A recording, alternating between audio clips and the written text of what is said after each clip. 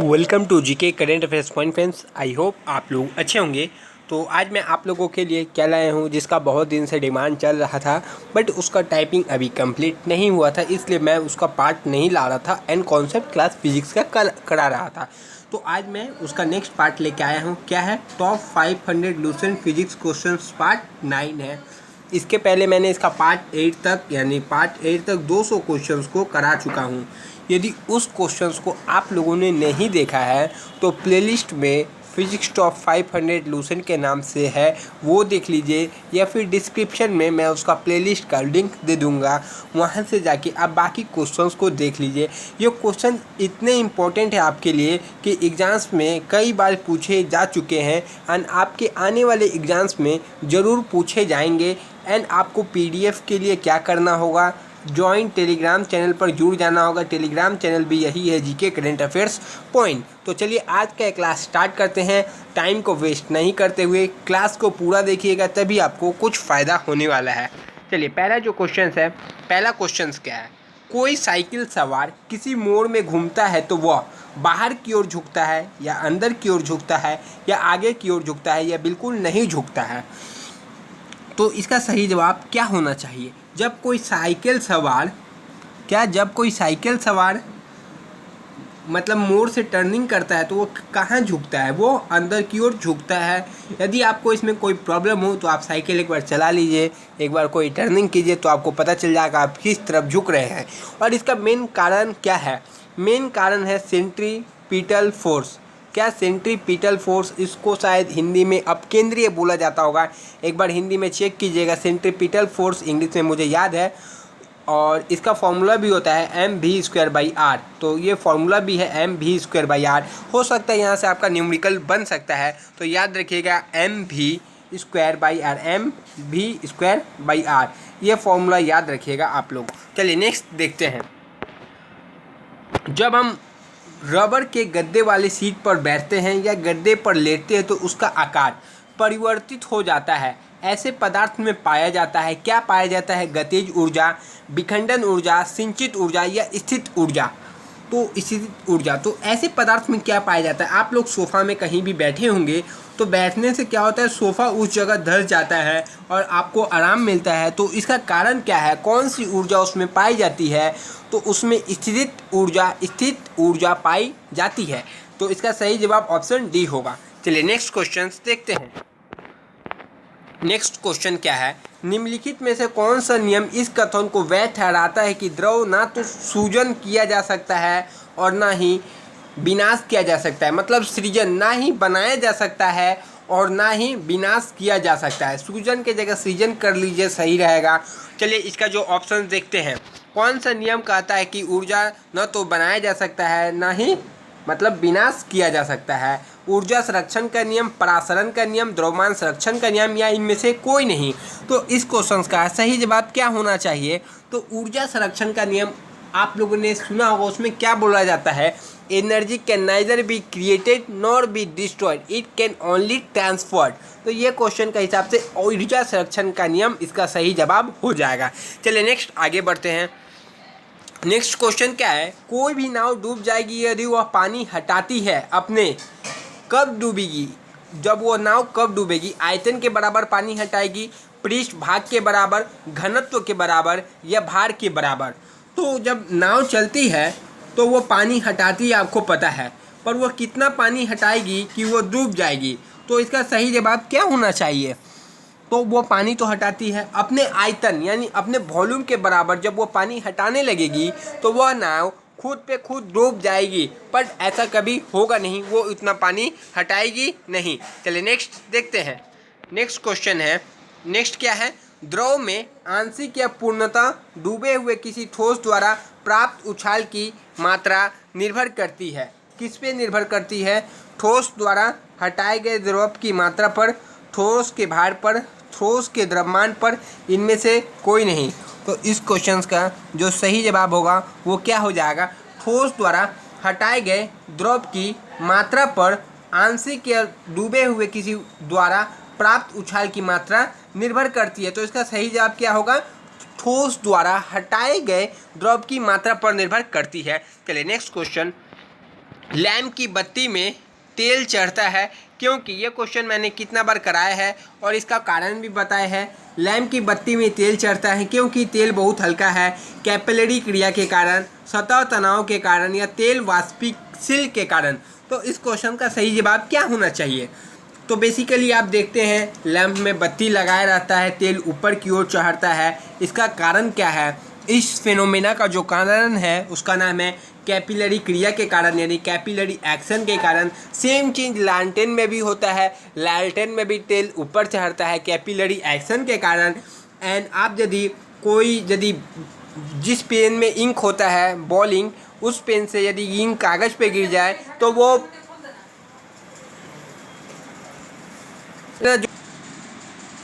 हाँ, तो बेसिकली आप लोगों को ये पता चल गया कि कैपिलरी एक्शन के कारण ही दिए के बत्ती के ऊपर तेल चढ़ता है, या फिर लालटेन में तेल चढ़ता है, या इंक फैलता है और कागज़ में सूख जाता है, वो भी कैपिलरी एक्शन के कारण। चलिए नेक्स्ट जो देखते हैं उसके बाद, सुई के पानी के ऊपर तैरने के कारण क्या है? सुई जो है पानी के ऊपर तैरने लगता है। पृष्ठ तनाव, ऑक्सीजन और दो ऑप्शन संसर्जन और कोशिक तत्व। तो किस कारण जो सुई है पानी के ऊपर तैरता है? तो इस क्वेश्चन का बेसिकली सही उत्तर क्या होना चाहिए? सरफेस टेंशन का नाम आप लोगों ने सुना होगा। तो सरफेस टेंशन के कारण ही सुई पानी के ऊपर तैरता है, या फिर तेल पानी के ऊपर रहता है सरफेस टेंशन के कारण। ये दो एग्जाम्पल्स जो है काफ़ी पूछे जाने वाले एग्जाम्पल्स है। पानी का बूंदों का जो गोल होना होता है वो भी बेसिकली किसके कारण होता है? सरफेस टेंशन के कारण ही होता है। चलिए नेक्स्ट क्वेश्चन देखते हैं। नेक्स्ट है, पानी से निकलने पर शेविंग ब्रश के बाल आपस में चिपक जाते हैं, इसका कारण क्या है? आप लोग यदि शेविंग किए होंगे तो जब शेविंग से जो ब्रश यूज़ करते हैं वो पानी से निकलने के बाद आपस में जो सारे बाल चिपक जाते हैं, उसका कारण है घर्षण, पृष्ठ तनाव, प्रत्यास्था, और एक ऑप्शन आप लोगों को दिखाया जा रहा है या श्यानता। तो इसका बेसिकली सही जवाब क्या होना चाहिए? जो ब्रश यूज़ करते हैं शेविंग के लिए, तो वो जब आप निकालते हैं पानी से तो वो बेसिकली क्या होता है? आपस में सड़ जाती है। तो उसका कारण क्या है? उसका भी कारण क्या है? पृष्ठ तनाव, यानी सरफेस टेंशन के कारण वो सड़ जाती है। चलिए नेक्स्ट क्वेश्चन देखते हैं। नेक्स्ट क्वेश्चन देखिए, पूछ लिया है द्रव की आकृति गोलाकार होने का कारण है, क्या कारण है? तो उसका ऑप्शन आप लोगों को दिखाया जा रहा है। तो द्रव की श्यानता, अल्प भार, पृष्ठ तनाव या वायुमंडलीय दाब। जैसे कि मैंने आप लोगों को ऊपर ही बताया था कि द्रव का गोल होने का कारण क्या है? पृष्ठ तनाव, सरफेस टेंशन है ऊपर, और मैंने एग्जाम्पल्स में इसको भी बताया था। चलिए नेक्स्ट क्वेश्चन देखते हैं। यदि लोलक की लंबाई 4 गुनी कर दी जाए तो लोलक के झूलने का समय क्या होगा? लोलक यानी पेंडुलम को बोला जाता है, उसके यदि लंबाई 4 गुना कर दी जाए तो उसमें झूलने का समय क्या होगा? तो चलिए इसका सही जवाब क्या होना चाहिए? पहला ऑप्शन है घटता है, 4 गुना हो जाता है, 1/4 हो जाता है, या फिर दो गुना हो जाता है।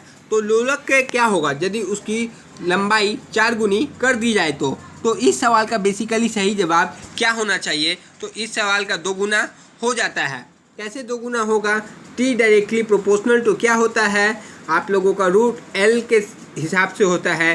तो ये 4 गुना जब इसको कीजिएगा लेंथ को, तो ये क्या होगा? 4 कीजिएगा तो ये बाहर आ जाएगा 2। तो टाइम के साथ ये कितना हो गया? डायरेक्ट मतलब √अंडर डायरेक्टली L हो गया, तो ये 2 आ गया, तो 2 गुना हो जाएगा। चलिए नेक्स्ट क्वेश्चन देखते हैं। वॉशिंग मशीन का कार्य सिद्धांत है।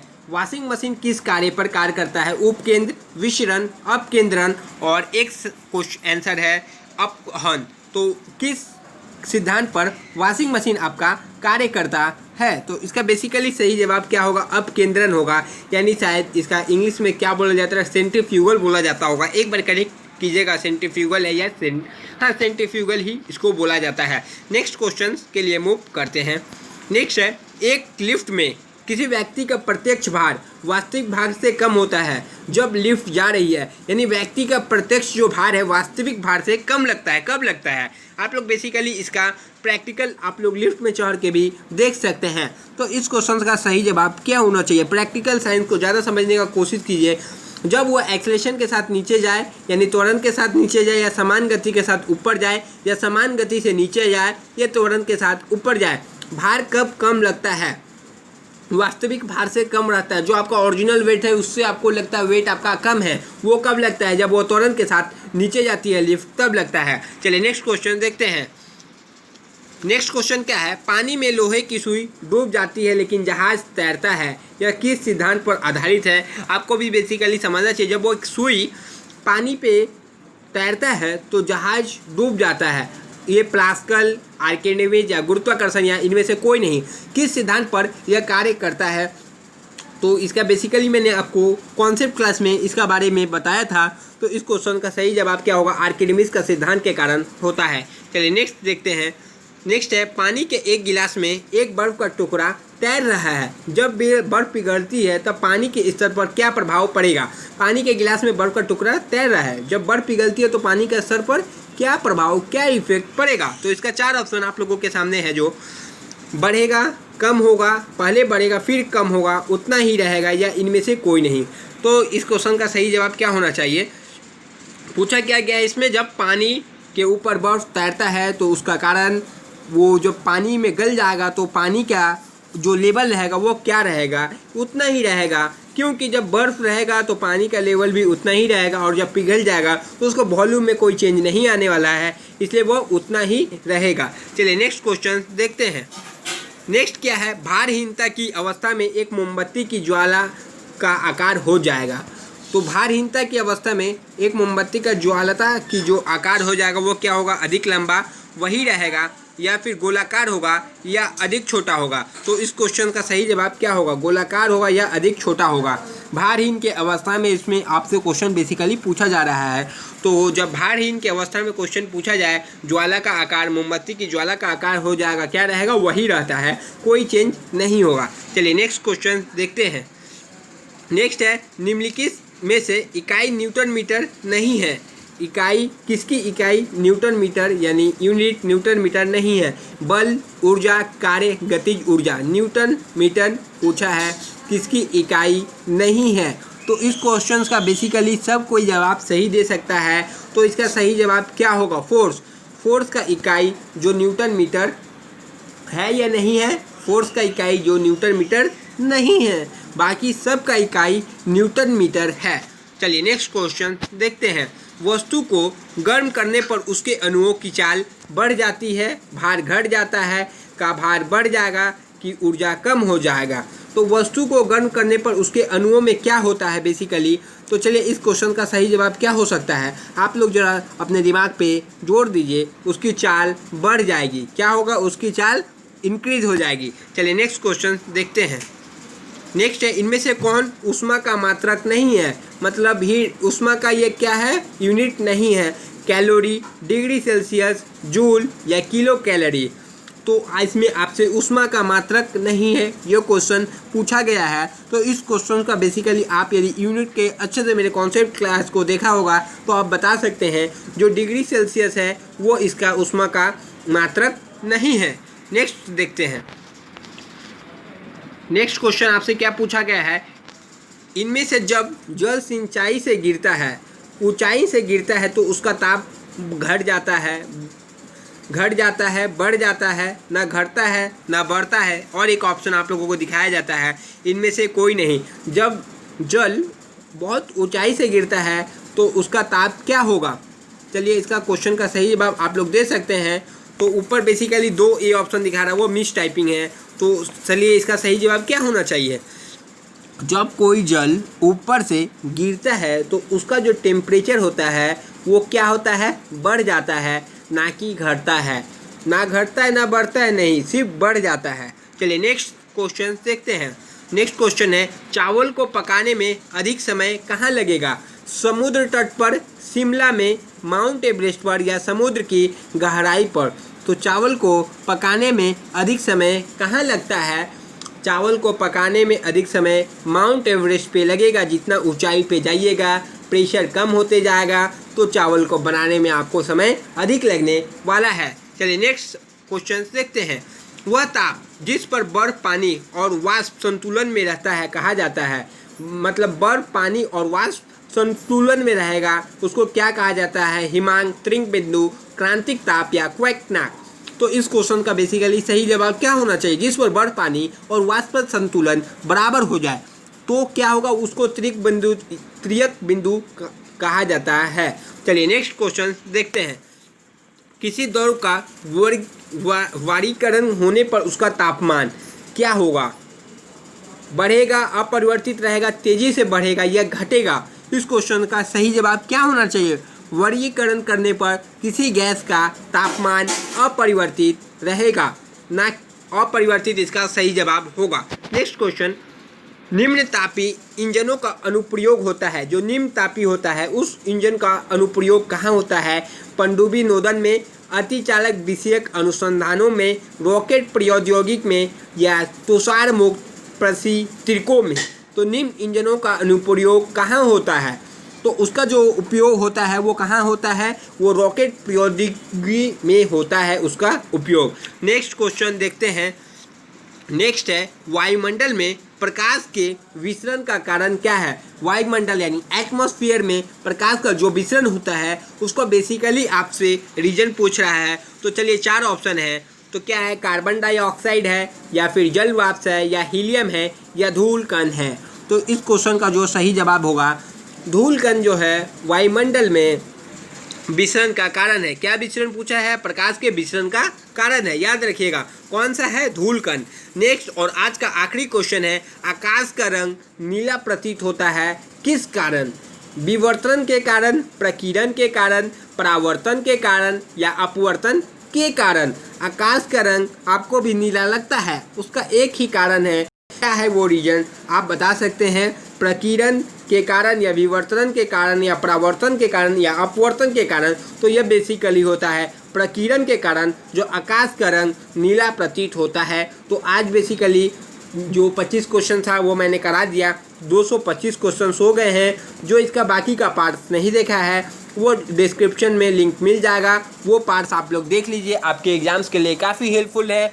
एंड यदि इसका PDF चाहिए तो टेलीग्राम चैनल जो ऊपर मैंने बताया था, टेलीग्राम चैनल पे आप जुड़ जाइए और इसका सारे क्वेश्चंस आपके लिए इंपॉर्टेंट हो जाते हैं। तो इस क्वेश्चंस को छोड़ के जाना यानी अपने पैर पे कुल्हाड़ी मारने जैसा आप लोगों के लिए होगा। तो आप लोग प्लीज़ ये क्वेश्चन को जरूर करें, इसको टाइपिंग करने में भी समय लगता है, तो आप लोग इसको रिस्पेक्ट दीजिए एंड क्वेश्चन को शेयर कीजिए अपने फ्रेंड्स में।